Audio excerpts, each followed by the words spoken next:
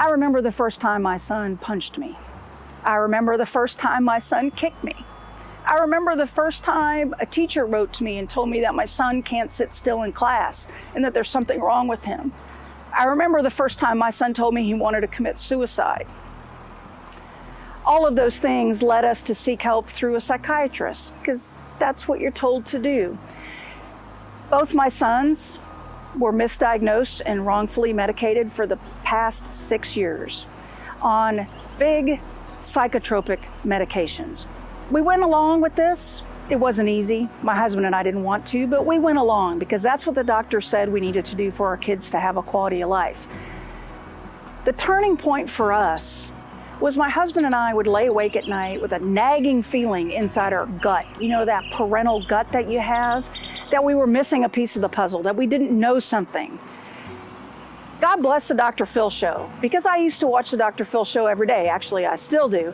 And I saw a doctor on the Dr. Phil show who sits on the advisory board, who heads up the PMP Center in Dallas. And I tracked him down. I tracked down that doctor and that center, and I fought until they agreed to see my kids.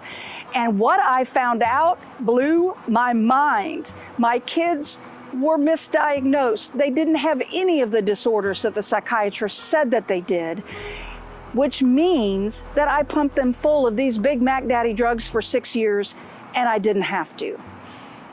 We sought non-invasive treatment. We got a second opinion. We got a brain map and a QEEG from the Sandstone Center for Neurofeedback near where we live, and it confirmed that they were misdiagnosed 6 years ago. Now, fast forward 6 months, we've almost completed our neurofeedback training.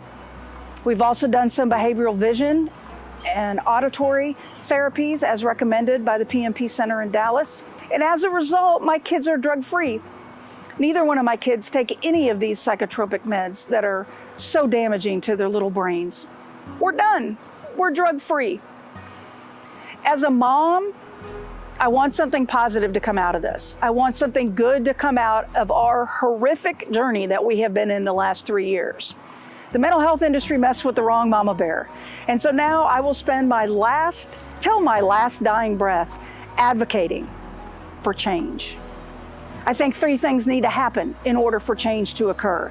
The first one is we've got to increase awareness about the non-invasive type testing and treatment options that are available. I didn't know what I didn't know. It's not in the standard care practices for the psychiatry industry. It's just ask some questions, medicate. Ask questions, medicate. But there are so many non-invasive tests and treatments available, like the QEEG brain map, like behavioral and auditory vision testing.